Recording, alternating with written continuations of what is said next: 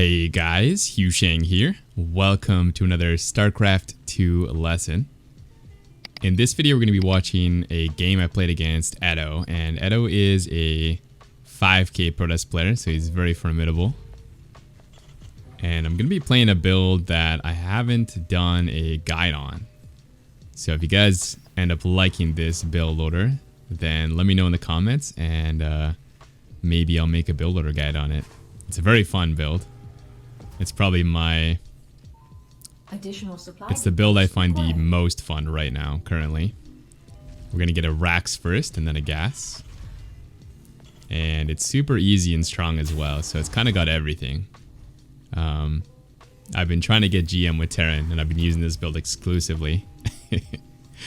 You get a lot of free wins with it, and even if you don't get any free wins, you often get into really nice positions in the mid game.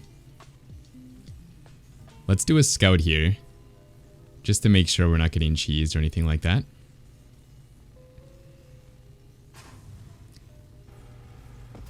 And we see his probe coming in. It's about 120, a little earlier than 120, which is super standard. So if you see a probe this early, no need to worry. Nothing abnormal going on here.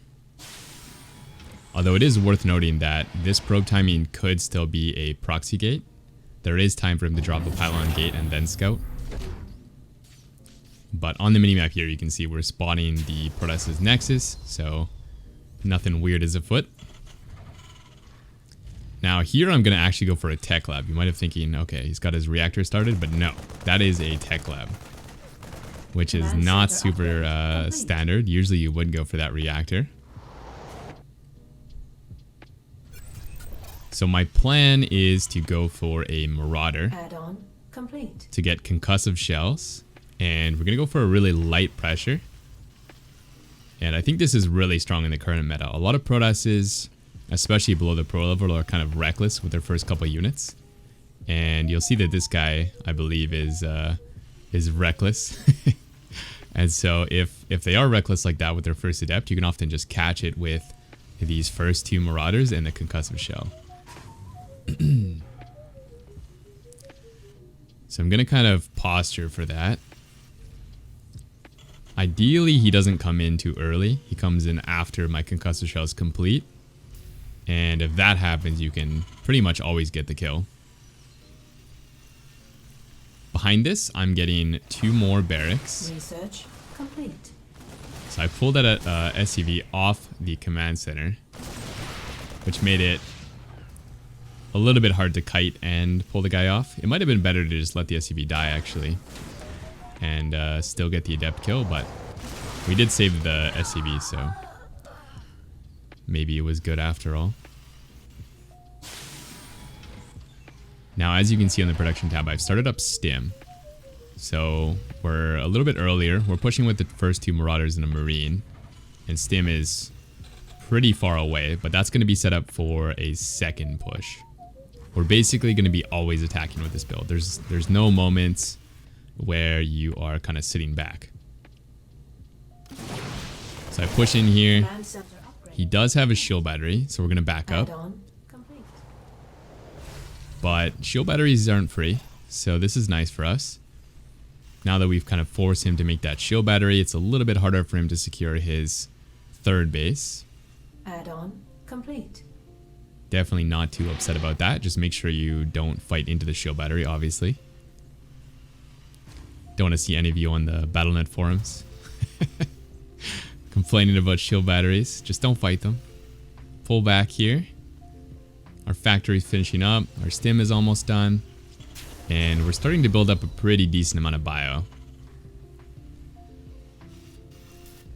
Now at this point, I'm not really sure what he's doing, but it kind of looks like a Blink Stalker build or a Dark Templar build. Research complete. Obviously, you guys can see on the production tab it is a Blink build, but I'm playing this as if it could be DTs. You can see the eBay is going down, and my screen is very focused on this natural because it's around 4:30, and this is when DTs will come in. That depot's in case of DT drop. But I'm not really seeing anything come in, so I figure he's probably playing Blink at this point. Add-on. So we're going to move out. Still keeping an eye on that front until the depot goes up. Now we're pretty safe against DTs. Research complete. So I scan here, I see the robo, I see the double gas as well, which is important. So that tells me that he's probably going to be playing Colossus. Basically, the extra gas indicates that he's not playing something like charge lots. Could also be Storm, I suppose, but that's very uncommon. Okay, so I stemmed in there and now I'm just running home. So what's going on here? Why am I not pushing him?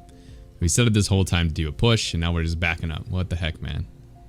But the reason is I'm judging based off of how many units he had, whether he had a third base or not. And he had too many units there to be playing greedy, so I just pulled back. You can see he's now starting his Nexus. If you want to play this a little more solidly, like without the game sense, then you can just send a Marine to the third base. And if you don't see that, then you definitely pull back. So here you can see I'm powering up for an attack. I'm not making any SCVs right now. This is my preferred way to play right now because there's a lot of protosses that are either too safe or too greedy in this period. I see a lot of people pausing at like 52 workers when they should be at 60 or so. And I also see a lot of protosses getting like Storm plus Disruptor plus Colossus with like 2 gates. So I feel like this is one of the stronger ways to play the matchup is get your third command center pretty late and then just make a ton of units off of this 3 racks, 1 factory, 1 starport setup. And yeah, just see if we can break them basically right away.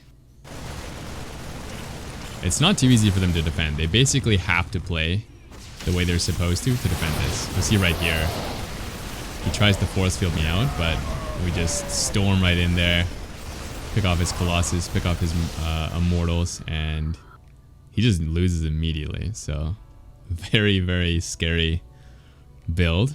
If you guys want to see a tutorial on this, let me know in the comments, and hopefully you like this video with my commentary. So thanks for watching, like the video, and I will see you guys in the next one.